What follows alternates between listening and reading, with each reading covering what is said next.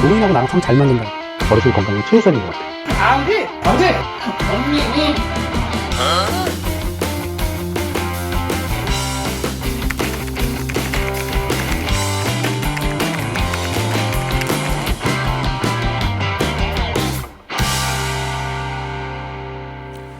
안녕하세요. 천방지축위원장 이호준 원장입니다. 치매를 최대한 걸리지 않고 예방을 할 수 있는 방법은 무엇일까? 이거를 제가 실생활이나 제가 어르신들을 모시면서 파악했던 실질적인 걸 한번 말씀을 드릴게요.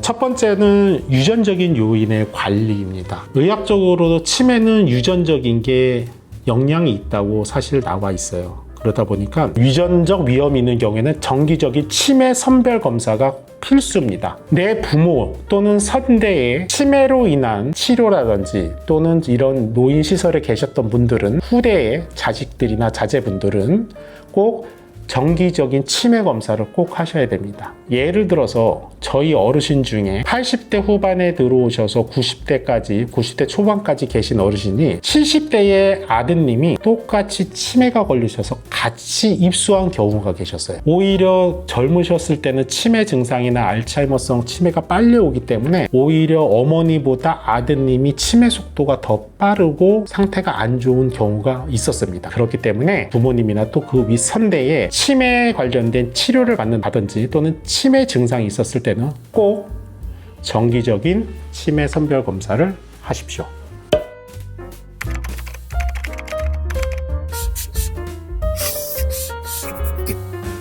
두 번째, 음주 관리입니다. 저희 요양원에 입소하신 남자 어르신들이 주로 나오는 건데요. 기존에 사회생활 하시면서 지나친 또는 과한 음주로 인해서 알코올성 치매가 알츠하이머나 파킨슨 치매로 오셔서 입소하시는 분들이 상당히 많으세요. 과도한 알코올성 치매가 혈관성 치매로도 올라가고 알츠하이머성 치매, 우리가 소위 얘기하는 깜빡깜빡 한다는 거 있잖아요.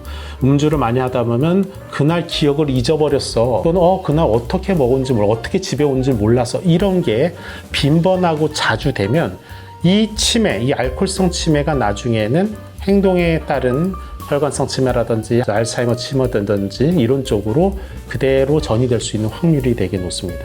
기준을 보면은 남성은 하루에 2잔, 여자분들이나 노인분들은 하루에 1잔 이렇게 하고 있는데, 제가 보기에는 과도한 음주는 좀 지양하는 게 좋을 것 같아요. 물론 말씀은 안 들으실 거예요. 그렇지만 꼭 제가 말씀드리는 건 참고로 하세요. 너무 과한 음주는 꼭 나중에 문제가 될 수 있는 소지가 있으니 꼭 참고하도록 하십시오.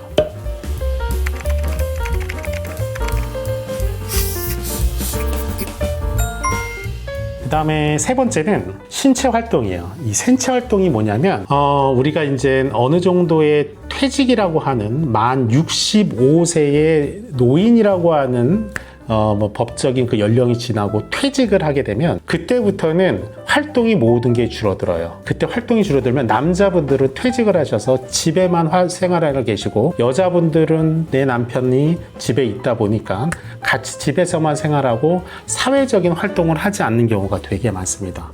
그러다 보면 내 활동이 줄어들어서 가지고 있는 생각과 말과 행동들이 많이 위축되는 경우가 많이 있습니다. 그렇기 때문에 우리 부모님들이 퇴직을 하셨다든지 만 65세 이상의 연령이 되셔서 어떤 사회활동을 하지 않을 때는 우리 자제분들이나 우리 같은 보호자들이 유산소 운동을 충분히 해서 뇌혈류가 증가한다든지 뇌세포 생성을 촉진시켜주는 그런 도움을 필요해요. 그게 뭐냐면 바로 걷기입니다. 걷기. 햇볕을 보면서 걸어야 돼요. 햇볕을 맞이하면서 걸어야 됩니다.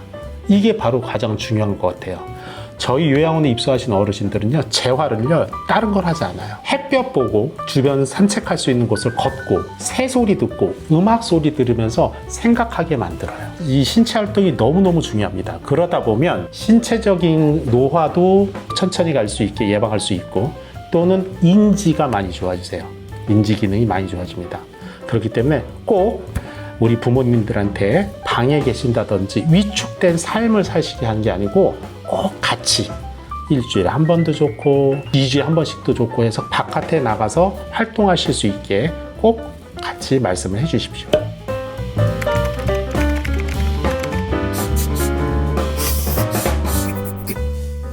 세 번째로는 정신적인 자극입니다. 이게 치매라는 이 병 자체가 참 잔인합니다. 이게 왜냐하면 의학적으로 보면 뇌를 이렇게 사진을 찍으면 위축이 되고 수축이 되어 있는 상태이기 때문에 두뇌가 이 활동할 수 있는 게 되게 줄어들어요. 그러다 보니까 표현하는 말이나 어떤 생각하는 게 점점 줄어들고 단어의 선택도 줄어들게 되어 있습니다. 그렇다 보니까 저희가 권장하는 것은 독서라든지 신문 또는 퍼즐, 노래방, 고스톱 이런 걸 많이 재활 프로그램 넣고 있어요. 사실 입수해신 어르신, 저희 요양원에 입수해신 어르신들한테는 고스톱 아주 최고입니다. 와, 났어. 뭐 3.5점. 야, 고돌이야. 뭐 피박이야. 이런 식으로 해서 점수를 셀 수 있는 인지를 자꾸 깨우쳐드리고, 노래방이 또 중요해요. 노래를 내가 좋아하는 노래, 이미자, 남진, 나훈아 노래를 계속 부른다라는 것은 머릿속에 잔류해 있는 가사를 계속 기억하고 느낄 수 있게 하는 뇌 기능을 자극시키는 겁니다. 너무너무 중요해요.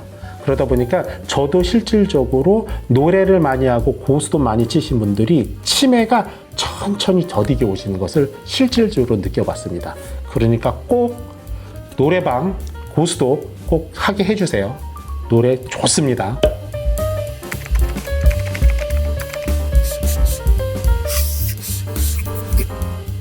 다음은 사회적 활동이에요. 우리가 돈을 벌고 경제적인 활동을 할 수 있는 그 나이가 있고요. 만 65세 이상이 되면 퇴직과 이 어떤 사회생활에서 모든 일을 물러나기 때문에 사회적인 활동이라는 게 없어요. 하지만 이제는 100세 시대를 맞이해서 그 65세 이상의 어르신들 젊은 층이에요. 저희 이제 시설에 계신 어르신들이 평균 연령이요 89세에서 93세까지예요. 이 30년 동안을 계속 사회 활동을 해야 되는데, 물론 경제적으로 돈을 버는 사회 활동은 안 할지언정 그 노인분들, 또 실버 어르신들이 할 수 있는 소속된 사회 활동을 할 수 있게 우리 보호자 자제분들이 적극 추천하셔야 돼요.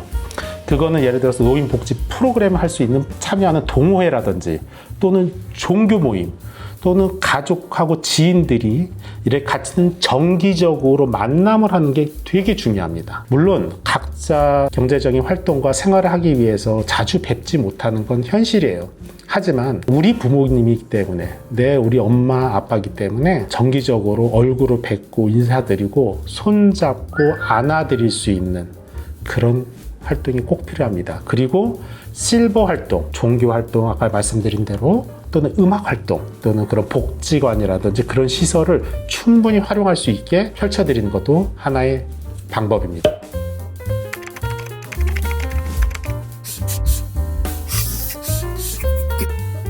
자, 그 다음에 치매 환자, 우리가 이제 치매가 걸린 어르신들, 즉 요양원이나 이런 시설에 오시지 않더라도 집에서 그런 증세가 있으셨을 때 과연 보호자 또는 아들, 딸, 이 자식 입장에서 내가 어떻게 영리하게 대처를 해야 되는지 하는 그 대처 방법에 대해서 말씀을 드립니다.